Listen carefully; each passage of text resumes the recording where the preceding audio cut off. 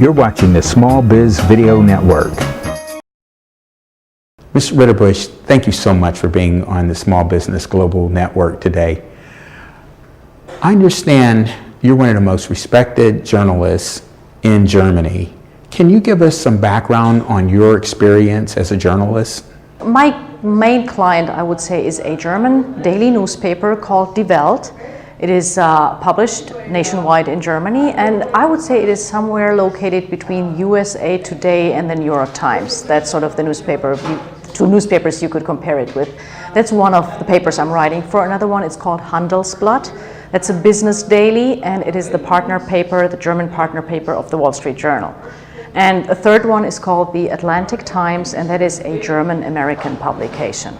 It's produced in Berlin, but it's published in English in the US and for a US audience. And your experience in covering as a journalist the EU in Brussels, what were some of your observations? The EU just celebrated its 50th anniversary. It has come a long ways. I mean, look at what we have. We have 27 member states now. We have a common market. Not absolutely finished, but well on the way to be finished. We actually have a single European currency, the euro, unthinkable of 50 years ago, 40 years ago, 30 years ago. So a lot has been accomplished. On the other hand, now being an alliance of 27 member states, there are certain problems, because it might be a very powerful group of countries together, but they all have different opinions, different views, different political approaches, which makes it charming, which gives the EU a certain very unique energy it has, but it also makes it difficult to find one common voice. And that's, today I would say, Europe's biggest problem. It speaks with too many voices on too many important issues, both political and economic. What were some of your observations in the bureaucracy involved in the policies and the way in which the EU operated? If you want to found a union, an alliance, there is always that tension between the smaller, the larger, the more powerful, the less powerful, the older ones, the newer ones, the more economic developed ones, the more underdeveloped ones, the poor, the rich. One latest issue, or one good example for the, I would even say, clash between small countries, big countries, old EU member states, new EU member states, the southern EU states, the northern EU states. So there are all kinds of little differences and divisions, is the EU constitutional treaty that I think you heard about in America as well, which was a big issue for the EU. And basically it was meant to make the decision procedure even, to give the smaller countries, since it is an alliance of member states that are supposed to be equal, at least in their decision procedure, more power. But countries like Luxembourg, like Malta, like Lithuania, Latvia, which are comparatively small countries when you look at France, Germany. Yeah. Poland is one of the large new EU member states. And that is not a surprise that, especially between these countries, there is a lot of tension and a lot of discussion going on. What are some of the challenges facing the EU in their relationship with the United States? What Washington fears, that the EU might become, another second superpower, and I don't think that that is in the EU's best interest, and never has been.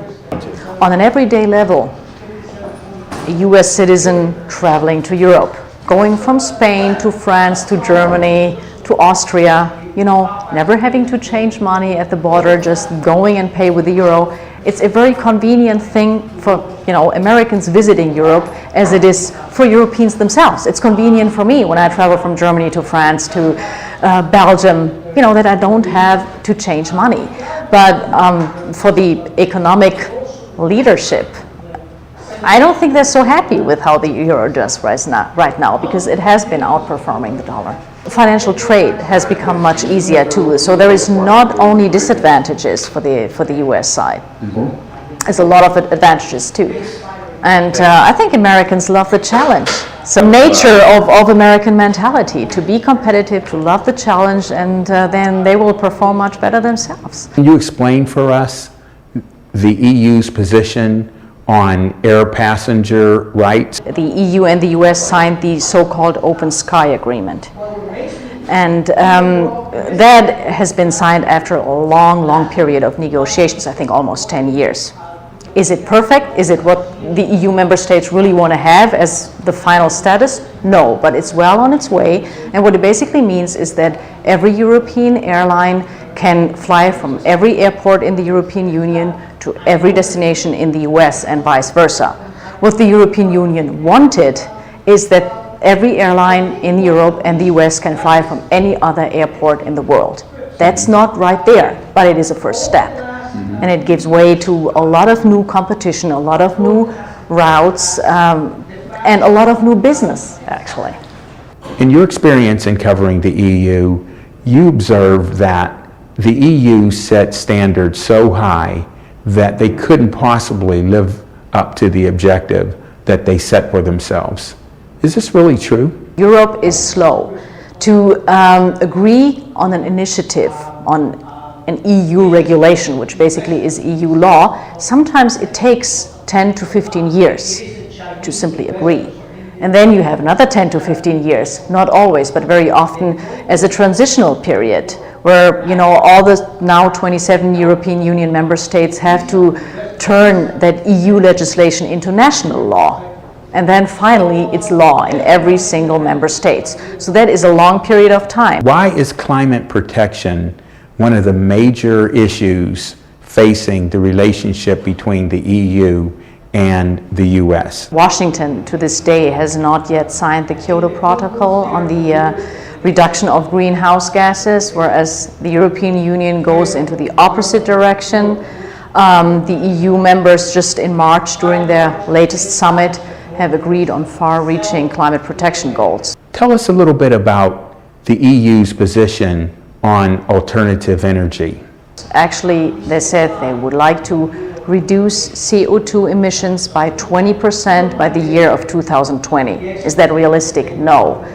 But you see where it's going. The goal is a very different one, whereas the US, for a very different reason, and the economy, the business is actually a driving force, are very reluctant to sign that protocol. Not to take measures to help protect the climate and help to reduce those emissions, but they're very reluctant signing these type of commitments. On the other hand, hybrid cars, for example, you would think they're more successful in Europe than in the US, and that's not the case. Actually, Europe has produced about 32,000 hybrid cars in 2005. That's the latest number available. The US have produced 520,000.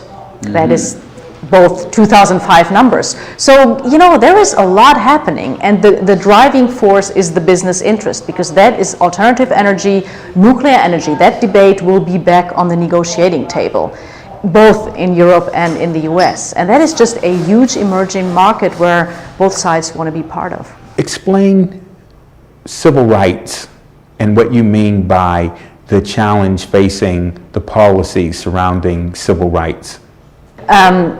Right now, for example, the US Border Control is entitled to receive 34 different types of information on every single passenger who is on board a flight to the United States. And these are information ranging from number of baggages checked, certain eating habits, medical records, to confidential credit card information.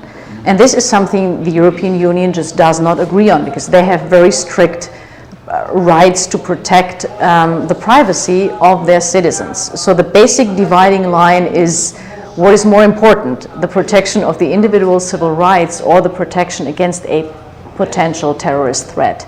And there is no solution in sight at this point. Mm-hmm. Tell us about the impact of 9/11 and how that has affected EU-US relationships and policies. And America is a country with a lot of scared people, which is not surprising after what happened to the US and after what happened to the US on its own continent. And I think that was really the shock that happened. And Europe, is, by its own fault, used to have deep dividing conflict on its own continent. So they are not as easily shocked and scared and shutting down. And I think just as a cultural tradition, protection of individual rights has always been much, much more important in Europe. And again, there are differences between, all the 27 European Union member states, but generally speaking, it has always been more important and just a higher value in Europe than it has been in the US.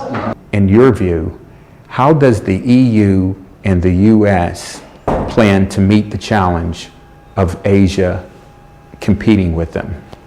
The United States and Europe have to be aware of what's coming, and I think they are. And as a result, that might bring the EU and the US actually closer together in, for example, pooling their research and development efforts, where India is very strong, for example. And to bring down certain regulations and non-tariff barriers, and tariff barriers actually too, that is handled by the WTO, because they cannot afford to have this vast variety of obstacles and regulations of different types there that just distorts trade and competition. And if they want to be strong and if they want to meet that challenge and that competition, they have to work together. And they have to work together to be a challenged, strong economy. And I think that process right now is going on, that they realize that there is actually two very strong competitors from outside, and they better pool their intelligence, their effort, and their expertise. I just want to thank you, Ms. Ridderbusch, for taking the time to join us today on our show, and really look forward to having you on again so that we can talk about the emergence of the EU as a powerful force in the economic global environment. Thank you very much.